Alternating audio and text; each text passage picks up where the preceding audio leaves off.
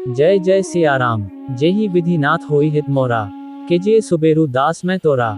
जेहि विधि प्रभु प्रसन्न मन होई, करुणा सागर कीजी सोई। आप सभी का हमारे चैनल स्पिरिचुअल सर्वर्स में हार्दिक स्वागत है। आपका दिन शुभ हो। सीताराम सीताराम रामायण कथा बालकांड भाग 12 जनकपुरी में आगमन। दूसरे दिन ऋषि विश्वामित्र ने अपनी मंडली के साथ प्रातःकाल ही जनकपुरी के लिए प्रस्थान किया। चलते चलते वे विशाला नगरी में पहुंचे। इस भव्य नगरी में सुंदर मंदिर और विशाल अट्टालिकाएं शोभायमान हो रही थीं। वहां की बड़ी बड़ी दुकानें अमूल्य आभूषणों को धारण किए हुए स्त्री पुरुष आदि नगर की संपन्नता का परिचय दे रहे थे।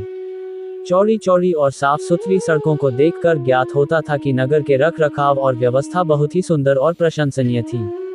विशाला नगरी को पार करके वे सभी मिथिलापुरी पहुंचे।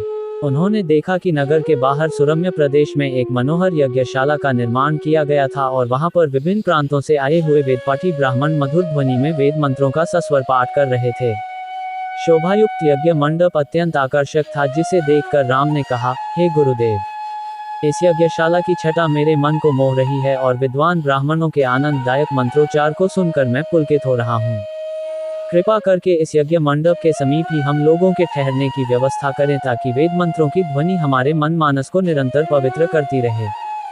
जब राजा जनक को सूचना मिली कि ऋषि विश्वामित्र अपनी शिष्यों तथा अन्य ऋषि मुनियों के साथ जनकपुरी में पधारे हैं, तो उनके दर्शन के लिए वे राजपुरोहित शतानंद को लेकर यज्ञशाला पहुंचे।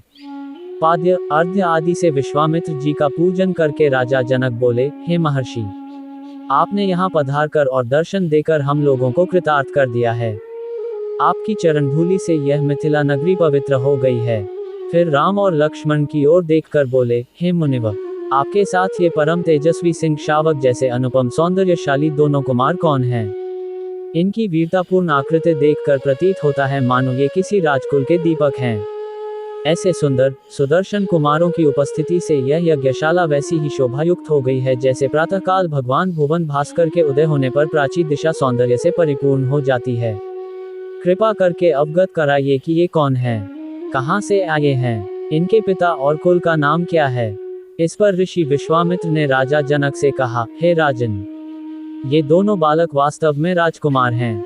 ये अयोध्या नरेश सूर्यवंशी राजा दशरथ के पुत्र रामचंद्र और लक्ष्मण हैं। ये दोनों बड़े वीर और पराक्रमी हैं। इन्होंने सुबाहु ताड़का आदि के साथ घोर युद्ध करके उनका नाश किया है। मारीच जैसे महाबली राक्षस को तो राम ने एक ही बाण से 100 योजन दूर समुद्र में फेंक दिया। अपने यज्ञ की रक्षा के लिए मैं इन्हें अयोध्यापति राजा दशरथ से मांग कर लाया था। मैंने इन्हें नाना प्रकार के अस्त्र शस्त्रों की शिक्षा प्रदान की है। इनके प्रयत्नों से मेरा यज्ञ निर्विघ्न तथा सफलतापूर्वक संपन्न हो गया। अपने सद्व्यवहार, विनम्रता एवं सौहार्द से इन्होंने आश्रम में रहने वाले समस्त ऋषि मुनियों का मन मोह लिया है। आपके इस महान धनुष यज्ञ का उत्सव दिखाने के लिए मैं इन्हें यहाँ लाया हूँ।